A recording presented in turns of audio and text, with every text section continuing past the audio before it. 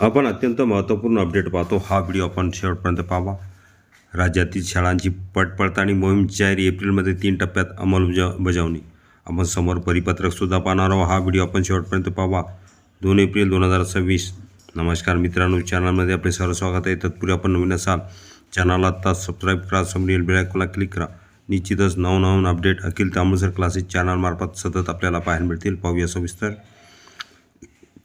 महाराष्ट्र शासनाच्या शिक्षण संचालनालयाने राज्यातील सर्व शाळांमध्ये विद्यार्थ्यांची पडताळणी एन्व्हायरमेंट व्हेरिफिकेशन करण्याबाबत महत्त्वपूर्ण निर्णय घेतला असून त्यासाठी सविस्तर मार्गदर्शक सूचना जारी करण्यात आल्या आहेत. या निर्णयानुसार एप्रिल 2026 महिन्यात 3 निश्चित दिवसावर राज्यभर ही मोहीम राबवण्यात येणार आहे. शालेय शिक्षण व क्रीडा विभागाच्या दिनांक 3 नोव्हेंबर 2025च्या शासन निर्णयाच्या अनुषंगाने ही कार्यवाही करण्यात येत असून शाळांमधील विद्यार्थ्यांची वास्तविक उपस्थिती आणि नोंदीची अचूकता तपासण्यावर भर देण्यात आला आहे.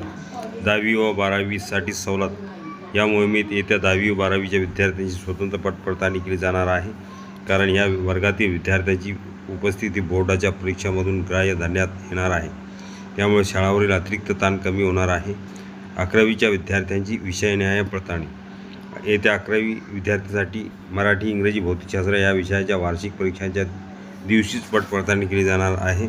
यामुळे परीक्षासोबतच विद्यार्थ्यांची उपस्थिती अचूकपणे नोंदवणे शक्य होणार आहे. 2री ते 8वीसाठी पॅट परीक्षेच्या दिवशी पडताळणी. 2री ते 8वी विद्यार्थ्यांची पडताळणी ही राज्य शैक्षणिक संशोधन व प्रशिक्षण परिषद SCERT आयोजित नियतकालिक मूल्यमापन चाचणी PET परीक्षांच्या दिवशी करण्यात येणार आहे. यासाठी 11 एप्रिल, 15 एप्रिल आणि 22 एप्रिल 2026 या तारखा निश्चित करण्यात आल्या आहेत. 9वीच्या विद्यार्थ्यांसाठी समान वेळापत्रक. येत्या 9वीच्या विद्यार्थ्यांची पडताळणी देखील वरील 3 तारखांनाच करण्यात येणार आहे. त्यानुसार मराठी, गणित, इंग्रजी विषयाच्या वार्षिक परीक्षा या तारखांना आयोजित करून पडताळणी प्रक्रिया पूर्ण केली जाईल. डिजिटल पद्धतीने नोंदणी. या मोहिमेसाठी student portal, HM login, cluster head login, BEO login आणि EO लॉगिन अशा विविध लॉगिन सुविधा उपलब्ध करून देण्यात येणार आहे. शाळांना भेट देणारे पथक या प्रणालीद्वारे उपस्थित व गैरहजर विद्यार्थ्यांची नोंद ऑनलाईन करणार आहे. या संदर्भात सविस्तर सूचना 7 एप्रिल 2026पर्यंत देण्यात येणार असल्याचे सांगण्यात येत आले आहे. मोठ्या प्रमाणावर मनुष्यबळाची नियुक्ती. पडताळणी प्रभावीपणे पार पाडण्यासाठी केंद्रप्रमुख, गट शिक्षणाधिकारी, लेखाअधीक्षक, पोषण आहार, डाईट चे अधिविख्याते तसेच वेतन व भविष्य निर्वाह निधी विभागातील अधिकारी अशा विविध स्तरावरील कर्मचाऱ्यांची पथके तयार करण्यात येणार आहे. ही पथके शाळांना प्रत्यक्ष भेट देऊन पडताळणी करणार आहेत.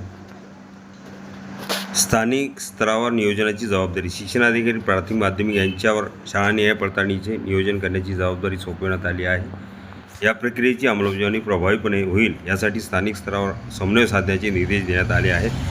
पारदर्शकता व अचूकतेवर भर.